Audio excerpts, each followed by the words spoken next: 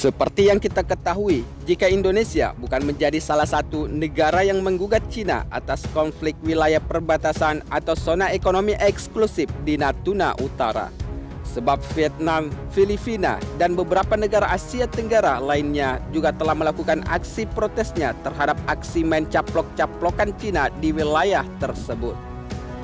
Namun, dengan ketegasan Indonesia dan tanpa basa-basi menentang klaim sepihak Cina, serta menegaskan bahwa wilayah Laut Natuna Utara legal milik Indonesia, sehingga Beijing tak berhak ikut campur di wilayah kedaulatan negara sekutu Republik Indonesia. Namun, Cina yang seakan tidak rela atas wilayah yang kaya akan sumber daya alam tersebut, masih tetap saja selalu melancarkan taktiknya agar bisa memperlancar misi tertentu untuk menguasai negara ASEAN. Bahkan untuk mewujudkan taktiknya tersebut, sehingga saat ini Cina masih saja melakukan pengajuan proposal pembangunan bersama dengan Indonesia. Menurut sumber informasi media terpercaya pada Senin 31 Agustus 2020 kemarin, pembangunan bersama tersebut adalah merupakan istilah yang salah ketika Cina tidak memiliki saham legal di wilayah Laut Natuna Utara.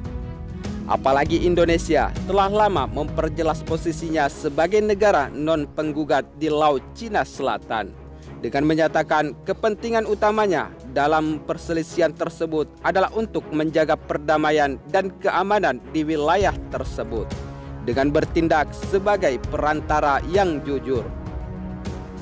Namun, hal ini tidak menghentikan Cina untuk berusaha menjerat Indonesia dalam misinya sendiri untuk wilayah Laut Cina Selatan. Hal tersebut dapat kita lihat ketika Cina telah mengajukan beberapa proposal pembangunan bersama di Laut Cina Selatan, yaitu sejak tahun 2017 lalu, terutama ditujukan kepada Filipina dan Vietnam. Namun Indonesia juga telah menjadi bagian dari rencana Cina tersebut. Misalkan saja, Cina telah mengusulkan pembentukan Spratly Resource Management Authority atau SRMA dengan keanggotaan tidak hanya dari negara penuntut. Namun tidak bisa dipungkiri jika pengajuan pembangunan bersama tersebut akan berdampak kepada Indonesia. Dengan mengajukan Indonesia untuk bergabung dengan Spratly Resource Management Authority, tampaknya hingga saat ini Beijing belum mendapatkan respon dari Jakarta. Sebab penerbitan serangkaian catatan diplomatik antara kedua negara baru-baru ini tentunya jelas saja membuat Indonesia harus waspada terhadap niat Cina yang ingin memiliki poros misi tertentu untuk memperluas wilayah kekuasaannya di ASEAN.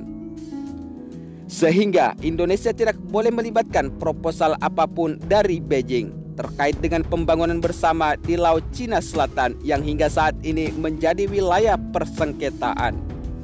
Sebab secara jelas bahwa posisi Indonesia bukan negara penggugat atau fitur apapun di Laut Cina Selatan dan tidak ada batas maritim yang tertunda dengan Cina.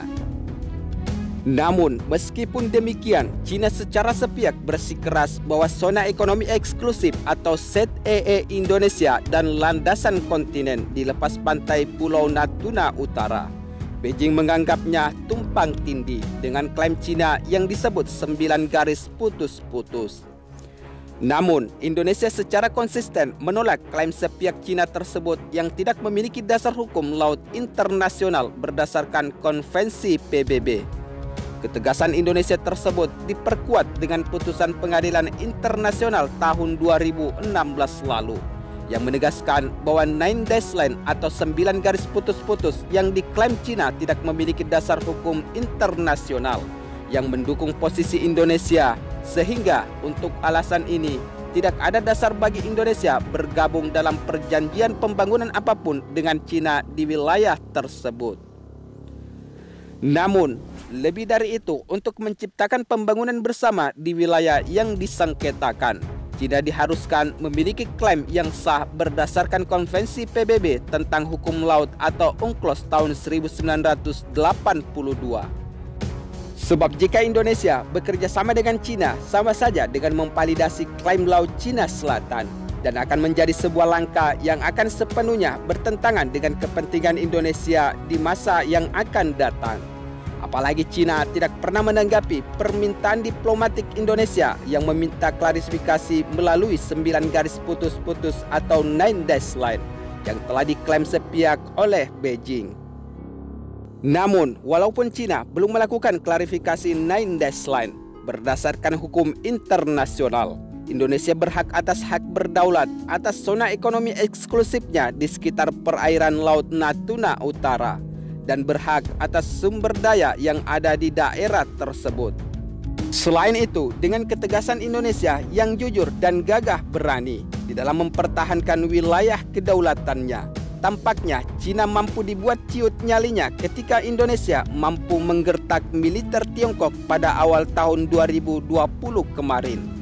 Padahal jika kita melihat secara kekuatan alutsista militer tempur, Indonesia tidak ada apa-apanya dibandingkan alutsista tempur Cina sebagai salah satu negara superpower dunia.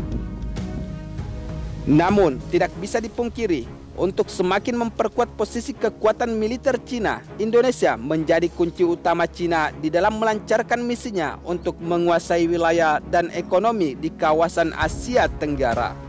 Sebab jika Indonesia menyetujui proposal pembangunan bersama di bawah Spratly Resource Management Authority, kemungkinan besar Indonesia akan kehilangan hak kedaulatannya di dalam zona ekonomi eksklusif. Sebab akan ada otoritas manajemen sumber daya untuk mengatur eksplorasi wilayah pengembangan bersama di kawasan tersebut. Namun, setelah serangkaian insiden antara Indonesia dengan Cina di Laut Natuna Utara dalam beberapa tahun terakhir, Presiden Joko Widodo semakin memperkuat posisi Indonesia di kawasan Natuna Utara dengan fokus pada 3 program utama, yaitu wisata bahari, energi, dan pertahanan militer secara terstruktur. Hal tersebut dapat kita lihat jika saat ini Indonesia lebih fokus mengembangkan Kepulauan Natuna Utara sendiri daripada bergabung dengan Cina. Sebab perilaku Tiongkok di dalam mengawal kapal penangkap ikan ilegal ke zona ekonomi eksklusif Indonesia di Natuna Utara saat ini kian meningkat seiring meningkatnya penegakan hukum laut wilayah kedaulatan Indonesia. Sehingga saat ini publik Indonesia semakin melihat Cina sebagai ancaman. Jika pemerintah berbalik dan tiba-tiba memulai pembangunan bersama dengan Beijing di daerah tersebut, dan kemungkinan besar pertentangan yang meluas akan terjadi. Tentunya alasan Cina untuk mengajak Indonesia melakukan pembangunan bersama akan menimbulkan pertanyaan besar mengenai kearifan Indonesia dalam mengupayakan pembangunan di Laut Cina Selatan ataupun di Laut Natuna Utara saat ini.